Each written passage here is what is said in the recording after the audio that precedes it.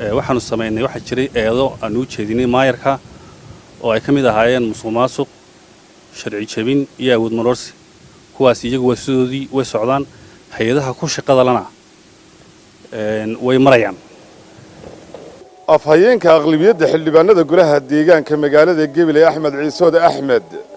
ayaa markii ugu horeysay ka hadlay qaraar ay ka gaadhay maxkamaddu dacwad ay u gudbiyeen golaha deegaanka magaaladaasi Gabiley qaraarkan oo ay sheegtay maxkamaddu inay laashay dacwadan oo ku saabsanayd warqad ay u soo gudbisay wasaaradda arrimaha guduhu isla markaasina ay laashay maxkamaddu ayaa waxa uu sheegay inay u aqbaleen sidii markii horeba ay u aqbalsanaayeen balse taasi aanay ahayn in ay dhamaatay eedihii ay u soo jeediyeen maayarka magaalada Gabiley isla markaasina ay ka dhur sugayaan eedihii musuqmaasuq ee u soo jeediyeen oo iyaga ay gacanta ku hayaan gudida dabagalka hantida qaranka ee golaha baarlamaanka Soomaaliland maxkamadda sare waxaan u gudbinay markii hore waxay ahayd rafcaan aanu ka qaadanay go'aankii ka soo baxay wasaaradda arrimaha gudaha ee lagu joojinayay kalfadhiyada aan caadiga ahayn go'aankaasoo aan u qabanay 4 qareen inaanu rafcaan kaga qaadano oo anagoo warkaynay go'aanka wasaaradda ka soo baxay inuu ahaa go'aan sharci darra qaraarka maxkamadda ka soo baxay bulshada ka horteed baan u sii sheegnay inaan qaadan doono go'aan kastoo ka soo baxaa maxkamadda sare marka wax doonaya bulshada inaan u sheego arrinta aanu maxkamadda sare u gudbinay inay ahayd wareegtada wasiirka ee kalfadhiyada lagu joojinayay goluhu khilaaf ka jiray oo ka dhaxeeyay waxaanu sameynay waxa jiray eedo aan u jeedinay maayarka oo ay kamid ahaayeen musuqmaasuq sharci jabin iyo awood maroorsi kuwaas iyagu waa sidoodii way socdaan hay'adaha ku shaqada lana way marayaan golaha deegaanku wuxuu ka leeyahay hierarchy u kala sareeya waxa goluhu wuxuu leeyahay fulintu waa maayar ku-xigeenka iyo xogayaha la dhaacay la isku dhaaf fulin anaga fulinta waxa naga jira maayar ku-xigeenkuna waa shaqeynayo arkiisayno shaqadiisii waa watay waxa weeyaan goluhuna kalfadhiyo leeyahay oo kalfadhiyo ku shaqeeya kalfadhiyadana kalfadhigii u dambeeyay waa ogeedino maayarku isaga ka cararay markuu afcisho socday kalfadhiga soo socdana diyaar baanu nahay waana December buu dhacayaa kulley hawl baanu ku jirnaa shaqaanu ku jirnaa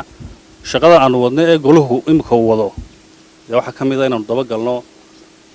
hantidin imika ku daba jirnaa waa shaqaanu hayno oo waa shaqadiina loo soo doortay inaanu hantida ummadda ilaalino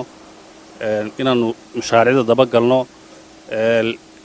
imika shalay toole mashaariic baa la dhagax dhigay December bil baa ka hadhay waxa la doonayaa mashaariicda ku jirta miisaaniyadu dhammaantood inay December ku qabsoomaan loo baahna dhagax dhig waxa loo baahan yahay dhamaystirmaan mashaariicda maxaa kamid ah waxa kamid ah wadada Wajaale oo 1 kiiloomitir iyo 200 mitir la dhisay waxa la doonayaa inay 2 kiiloomitir December dhamaystirmaan waxa kamid ah wadada Sharif Ali ee maayarku dhagax dhigay waa inay December dhamaystiranto waxa kamid ah wadada kala baydh oo iyada dayactir lagu sameeyo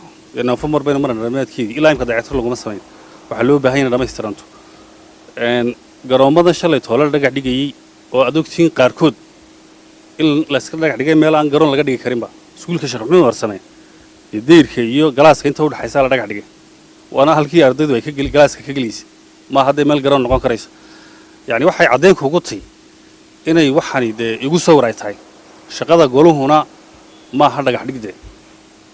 wala dadku waxay u fahmeen shaqada golaha in maayarka la daba cararo in shaqada goluhu shaqada goluhu ma hadda maayarka la daba cararo shaqada goluhu waa in la xisaabtamo mashaariicda dadka loo hayaa inay fulaan waxa weeyaan goluhu wuxuu leeyahay gudiyo leeyahay sidoo kale mar ay warbaahintu wax ka weydiisay sababta ay ula shaqeyn waayeen maayarka oo ay shaqadoodii u gudan waayeen ayaa waxa uu sheegay in ay shaqadoodii hayaan isla markaasina shaqadoodu ay tahay kalfadhiyada iyo in ay kaantarooraan hantida loo doortay waa sida uu hadalka u dhigay golays haystaa ma jiraan shaqo taageerina ma jirto waxaan anagu aanu haynaa iminkaan idiin sheegayay waa shaqadii golaha inaannu xisaabtanno oo hantida ummadda maqanay aanu raadino halkay martay iminka maayirka waxa looga baahayo keliya inuu dadka u sheego lacagtoodii halkay martay 7 bilyan aanu ku aadanayno ayaa loo baahan yahay dadka inuu sheego day halkay martay isma haysano haysad ma hadde annagu waxaanu raadinaynaa shaqadii aanu haynay oo inaannu dabagalno dee maamulka oo wixii ka qalocdaanu saxno ayay ka mid tahay oo waxaanu leenahay hantidan halkay ku maqan tahay sheeg hantidaa markuu halkay ku maqan tahay markuu sheego dee wada shaqayntu way sii soconaysaa iminka cid idinla soo xidhiidhay xagga hanti dhowrka may jirtaa ama oo hanti dhowrka qaranka idinkala soo xidhiidhay may walaal ma jirto hanti dhowrka cid nagala soo xidhiidhay ma jirto laakiin waxaan rajaynayaa in guddida dabagalka hantida qaranka aanu cadeymaha u gudbinay inay iyadu hantoorka iyada wada shaqayn bay leeyihiin inay iyadu cadeymaha u gudbiso waa cabdisalaan maxamed bade bulsha TV gabiley